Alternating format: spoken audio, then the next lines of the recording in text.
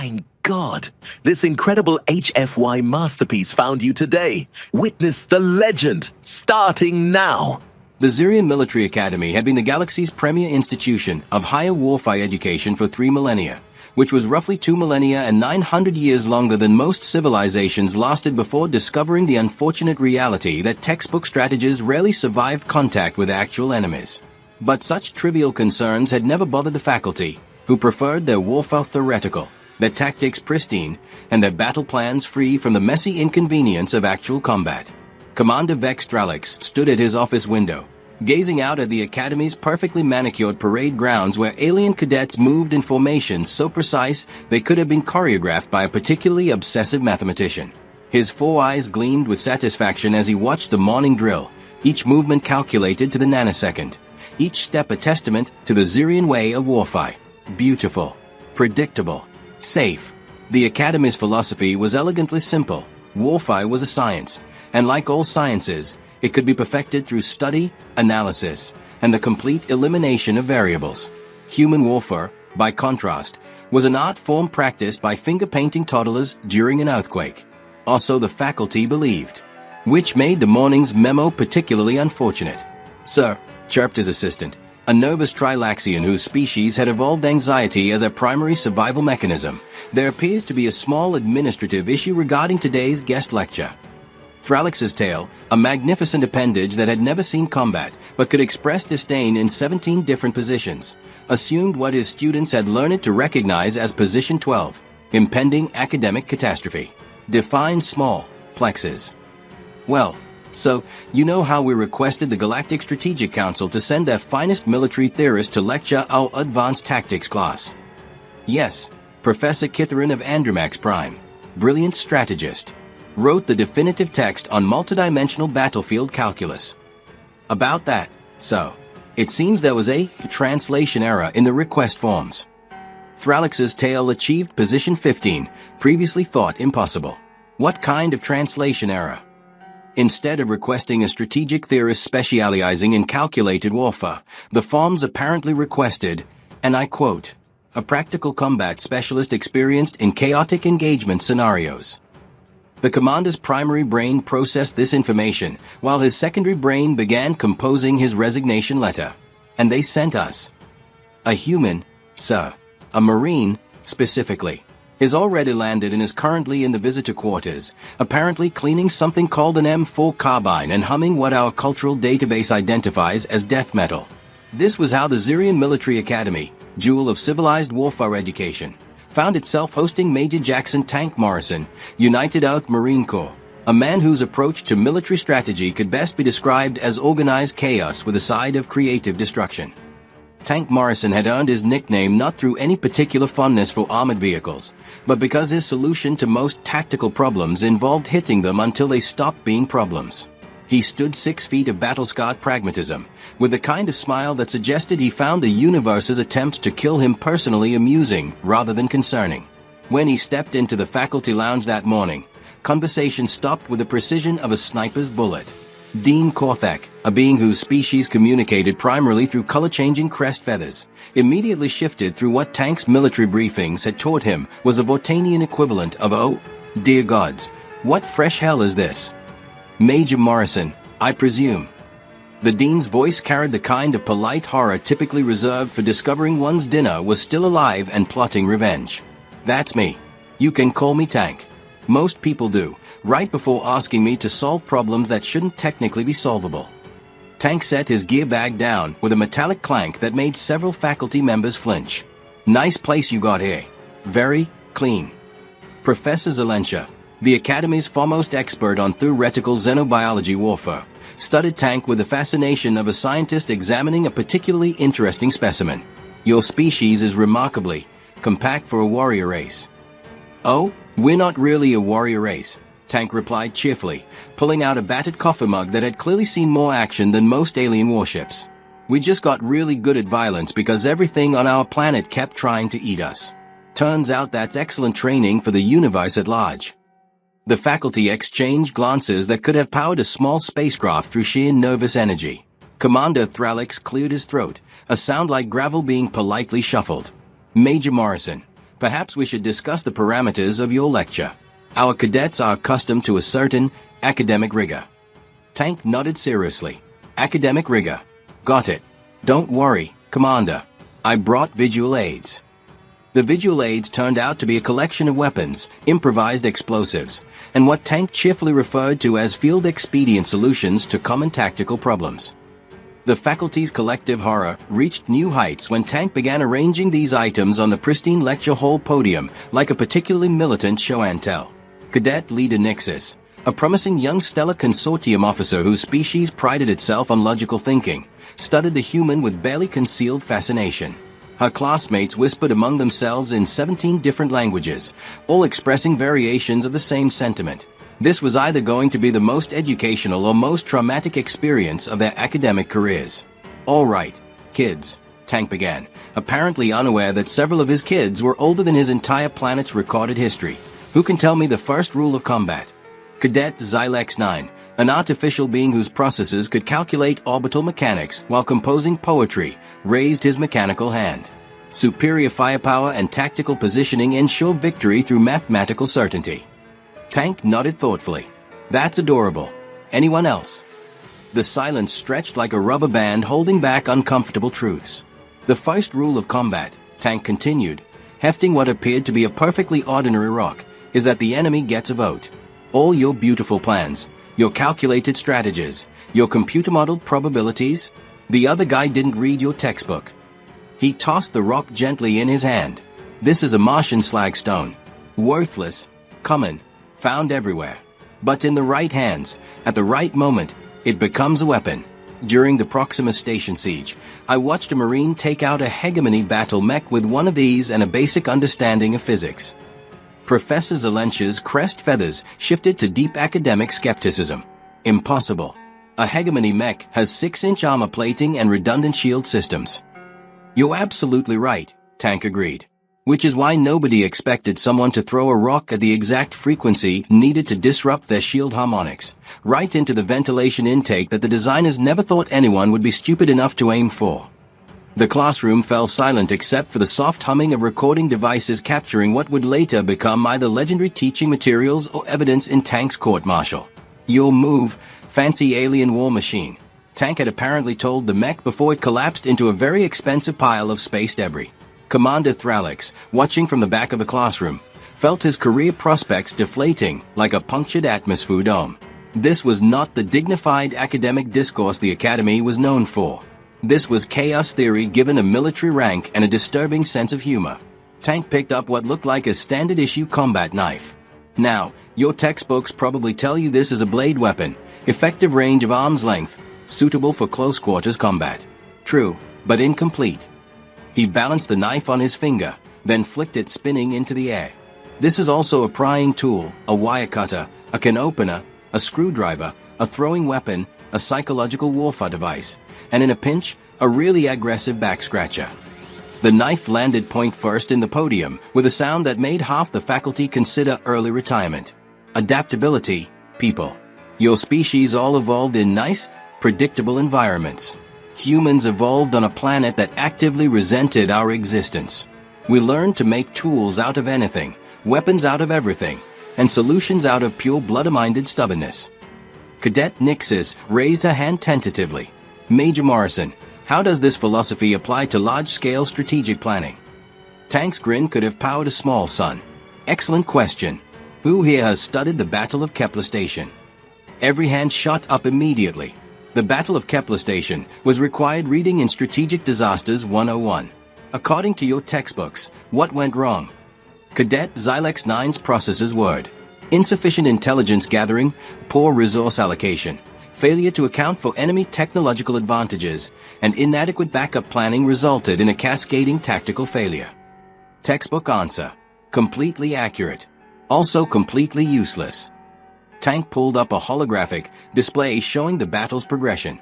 The hegemony had better ships, better weapons, better everything. They outnumbered us 15-1. By every metric your professors love, humanity should have been extinct that day. The hologram showed the familiar disaster, human forces scattered, outgunned, and apparently doomed. But here's what your textbooks missed. Humans don't plan for victory. We plan for survival. And survival means being ready to throw out every plan you've ever made and start improvising the moment everything goes sideways. The display shifted, showing the battle's actual conclusion. Human forces had somehow turned their scattered retreat into a devastating counterattack, using debris as weapons, turning their own damaged ships into guided missiles, and coordinating through what military analysts had politely termed aggressive intuition. We didn't win because we were better, Tank explained. We won because we were desperate, and desperate humans are the universe's most dangerous problem solvers. Professor Zelensha's feathers had shifted to profound academic confusion. But Major, how does one teach improvisation? How does one quantify creative thinking? Tank's laugh was the sound of someone who had found the universe's greatest joke and decided to share it. You don't teach it, Professor. You survive it. The lecture might have continued in this vein, with Tank systematically demolishing 3,000 years of military academic tradition, but the universe had apparently decided that theoretical destruction wasn't entertaining enough. The Academy's alert klaxons began their emergency sequence, a sound carefully designed to convey urgent danger without causing panic. The effect was somewhat undermined by Tank's immediate response, which was to check his weapon and mutter, "Finally, something interesting." Dean Korthak's voice echoed through the facility's communication system, carrying the kind of calm that suggested someone was trying very hard not to scream. "All personnel to secure positions. This is not a drill. Hostile forces have breached the outer perimeter." Tank looked around at the frozen cadets and panicking faculty with the expression of a man who had just discovered his birthday present had arrived early. Well, this is convenient. Nothing like a practical demonstration to support theoretical concepts. Commander Thralix burst into the classroom, his uniform disheveled and his dignity somewhere in orbit. "Morrison, we need to evacuate the cadets immediately. The Crimson Horde has somehow penetrated our defensive grid." The Crimson Horde. Tank's eyebrows rose in what might have been surprise or professional interest. "Those idiots are still operating. I thought we'd educated them out of existence after the Titan Moon incident." "You've encountered them before." "Encountered? Commander, I've got a standing poker game with their former admiral. Nice guy once you get past the whole death to all inferior species thing." Tank hefted his rifle with casual competence. "How many ships?" 12 heavy cruisers, estimated crew of 8,000. Thralix's voice carried the weight of impending doom. Tank nodded thoughtfully. "So, a light skirmish. Good. I was worried this might be challenging." The next few minutes provided the cadets with a masterclass in applied human military theory that no textbook could have prepared them for. While faculty members activated emergency protocols and began the lengthy process of requesting assistance from the Galactic Defense Force, Tank was already moving. "Nixis, Xylex, with me. Everyone else, find defensive positions and try not to die stupidly." He paused at the door. "Actually, that's lesson 2. There's no such thing as dying cleverly, so just focus on not dying."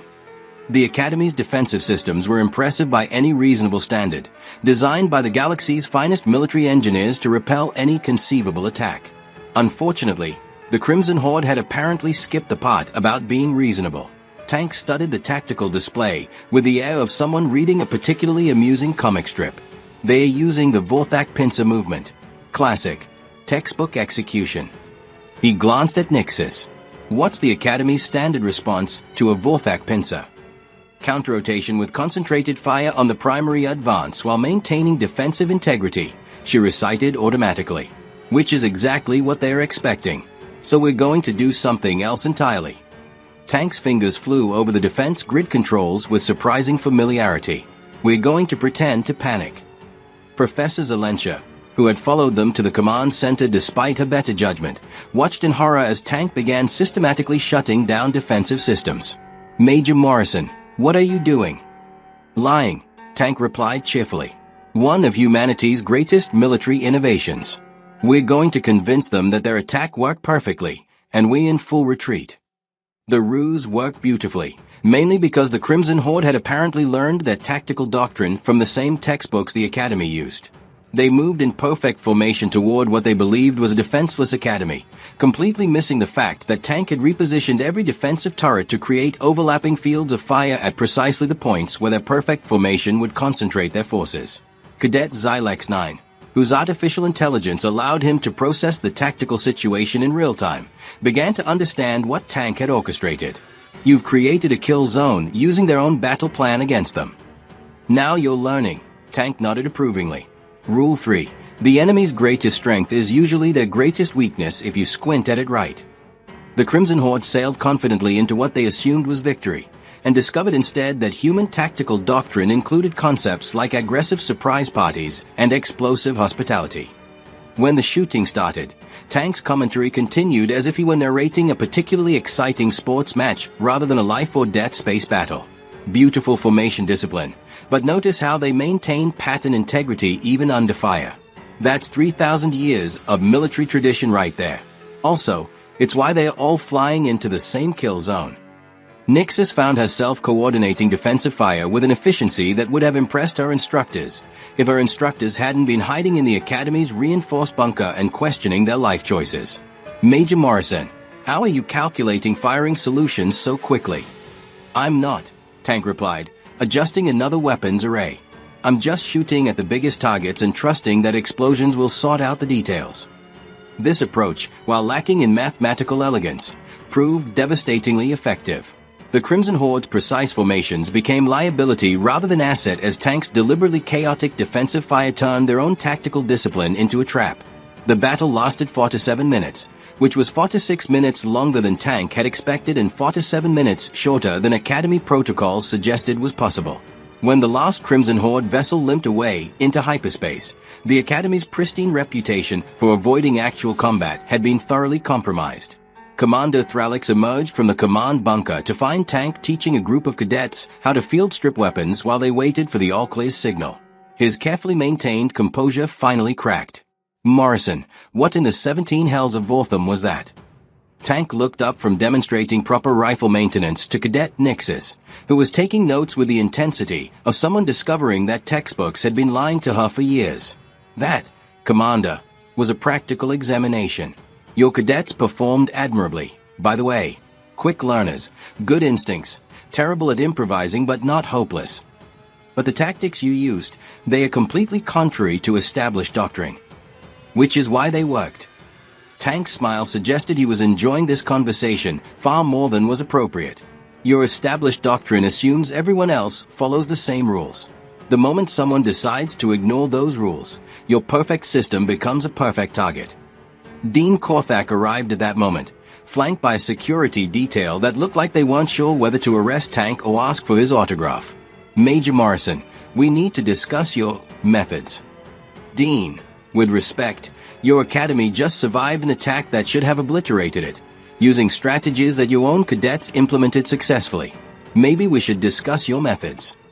Professor Zelensha, who had spent the battle taking detailed notes on human tactical improvisation, stepped forward.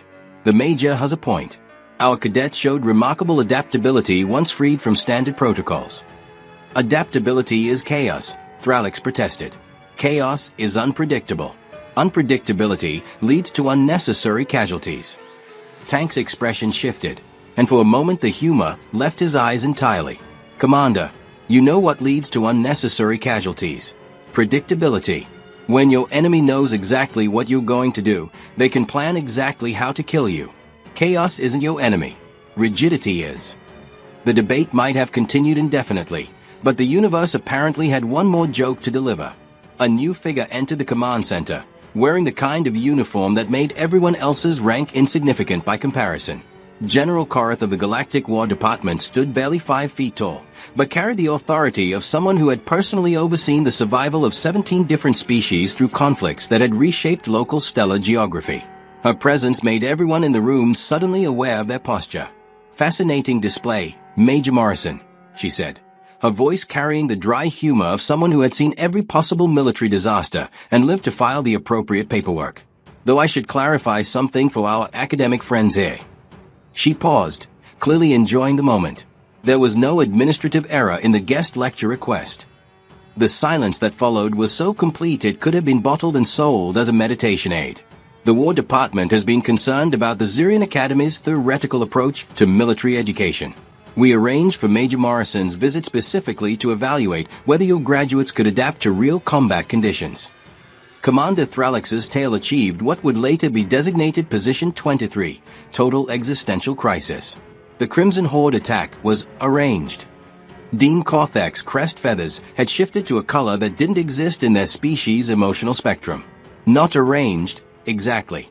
But when our intelligence indicated they were planning a raid on this sector, we decided not to warn you. Consider it a comprehensive final examination.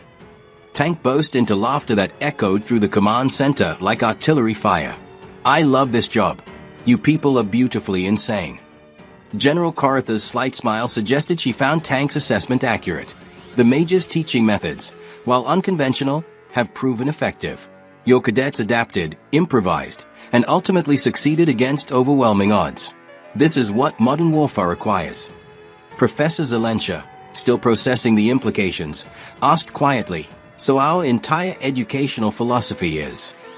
"Not wrong," Tank interjected, his tone surprisingly gentle. "Just incomplete. You teach them to think. That's crucial. But you also need to teach them to stop thinking when thinking becomes a luxury they can't afford." He gestured toward the cadets, who were still clustered around the weapons display with the enthusiasm of students who had just discovered their textbooks had been holding out on them. These kids have potential. They just needed to learn that sometimes the best plan is to have no plan at all. Cadet Nixis stepped forward, her earlier nervousness replaced by something that looked suspiciously like confidence. "Major Morrison, will you be staying to continue our education?" Tank glanced at General Korath, who nodded almost imperceptibly. "Well, it seems I've got some time. And you've got a lot to learn about the fine art of controlled chaos." Commander Thralix, his worldview thoroughly rearranged, managed one final question. "Major, in your professional opinion, what should we change about our curriculum?" Tank's grin returned full force. "Everything and nothing. Keep teaching them strategy, tactics, and theory. But also teach them that the moment they step onto a real battlefield, they need to be ready to throw it all out and start over." He picked up his rifle and slung it over his shoulder with practiced ease. Because at the end of the day, the side that adapts fastest usually gets to go home and complain about their rations. The side that doesn't gets to become a cautionary tale in someone else's textbook. As Tank headed toward the door, followed by a group of cadets eager to learn more about creative problem-solving and aggressive improvisation, General Korath turned to the stunned faculty. "Gentlemen, ladies, and other distinguished beings, I believe you've just witnessed the future of military education. I suggest you adapt accordingly."